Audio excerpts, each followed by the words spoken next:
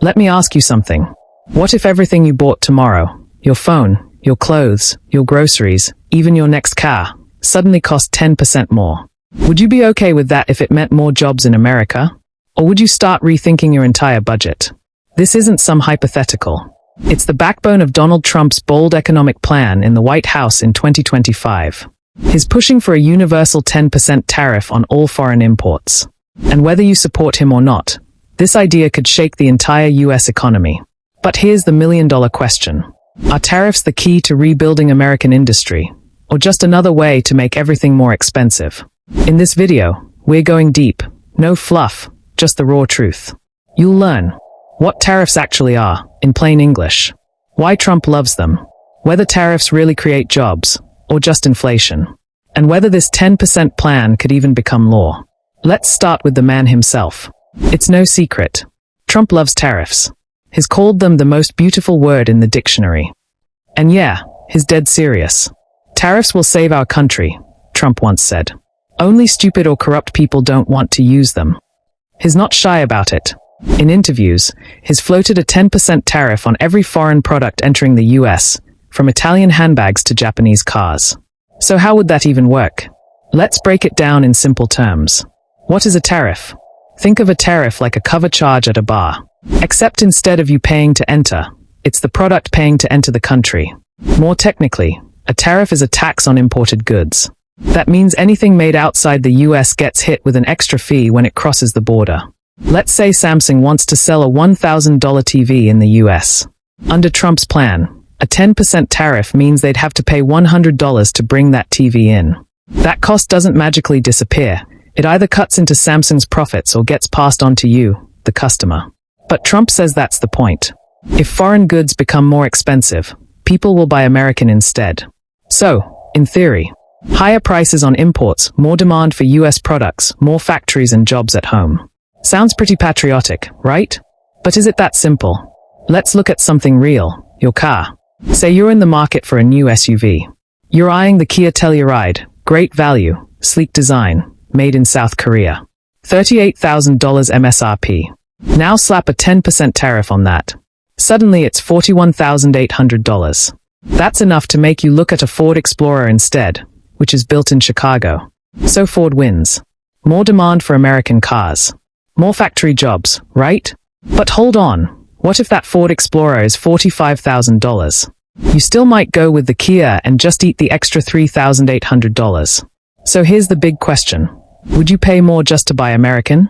Or would price still be your deciding factor? That's the tension at the heart of this whole debate. People like Charlie Kirk, big fans of tariffs, say they're a powerful tool to bring back American manufacturing. Here's an example he shared. Back in the 60s, the US slapped a 25% tariff on foreign pickup trucks. Toyota, which makes the Tacoma and Tundra, wanted to avoid the tariff. So what did they do? They started building trucks in Texas. No tariff. More American jobs. Tariff supporters say this is the goal, not to punish companies, but to force them to invest in US workers and infrastructure. What do you think? Should we use tariffs to push companies into bringing jobs back home? Now, let's talk about the downside, because it's a big one. Inflation. If you suddenly make everything from laptops to bananas 10% more expensive, consumers feel it, fast. Take clothing. Did you know 97% of all clothes sold in the US are imported? Seriously, check the tags on your shirts. They are probably made in Vietnam, Bangladesh, or Honduras. Why? Because it's insanely cheap to manufacture overseas. In places like Bangladesh, workers earn around $100 a month. That's about 60 cents an hour. And factories there don't have the same regulations we do. They can dump dyes in rivers, skimp on safety, and dodge environmental laws. Is that right? No. But it's why their t-shirts cost $5 and ours would cost $20. So now imagine a 10% tariff on all that. You go to Target. Your $20 jeans are now $22. Your $30 shoes are $33. Is that a price worth paying to try and bring back clothing factories to North Carolina or Detroit? Or is it just going to hit lower-income Americans the hardest? That's the trade-off. Pun intended. Here's a clear-cut example. Walmart imports millions of vacuum cleaners from China. Let's say they buy them for $80 and sell them to you for $120. That's $40 in profit. Now slap on a 10% tariff. Walmart pays $8 more to import each vacuum. They have two choices. 1. Eat the cost and drop their profits. 2. Raise the price, pass the cost on to you. What do you think they'll choose? That's right.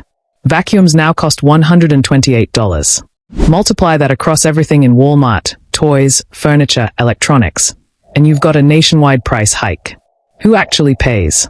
Let's kill a common myth. Trump says, a tariff is a tax on a foreign country. Sounds great in a rally speech.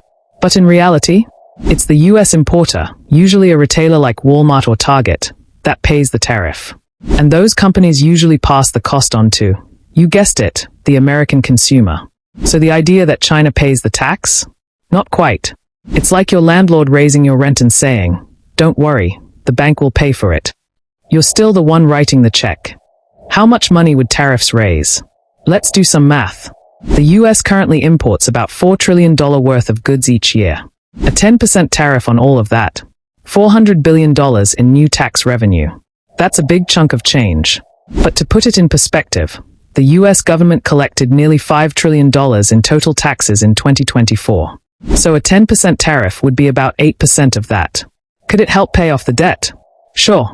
Would it be enough to fund everything? Not even close. Some people argue, hey, we used to run this country on tariffs. And they are right. In 1910, over 90% of federal revenue came from tariffs. But let's look at the bigger picture. Back then, the federal government was tiny. It spent about 2.7% of GDP. Today, it's 25%. So yeah, tariffs used to be enough, but we didn't have Social Security, Medicare, food stamps, or trillion-dollar defense budgets. The math just doesn't work today. Trump's tariff history. Now to be fair, Trump isn't new to this game. He imposed several tariffs during his first term, mostly on China. But they were targeted tariffs, not across the board.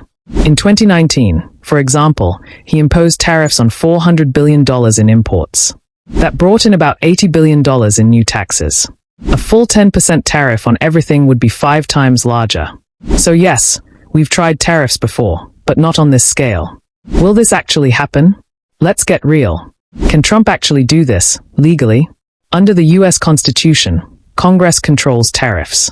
But past presidents have used loopholes, citing national security, trade violations, or emergencies. Could Trump use one of those to push this through? Maybe. But it would be challenged in court. And don't forget, even if Republicans control the House and Senate, they don't have 60 Senate votes to easily pass major changes. Plus, Rhino Republicans might resist. So bottom line, this tariff plan is far from guaranteed. Trump could change his mind. Let's also be honest, Trump sometimes changes direction. Remember when he called Bitcoin a scam in 2021? Now he wants the US to be the crypto capital of the world. Or when he appointed people like Jerome Powell, then later called them disasters. So this tariff plan, it could evolve. It might shrink. Or get replaced by more targeted actions, especially against China. So, what should we do? Let's take a step back.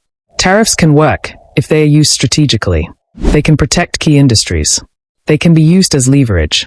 They can raise revenue. But they also raise prices, disrupt supply chains, and hurt consumers, especially those living paycheck to paycheck. So what's the right move? A universal 10% tariff might sound bold. But bold doesn't always mean smart. In the end, it comes down to what you believe. Should we accept higher prices to rebuild American industry? Or is the free market, even with its flaws, the better option? Let me know what you think in the comments. Don't forget to hit the like button. Subscribe if you haven't so you wouldn't miss out on other updates. See you in the next one.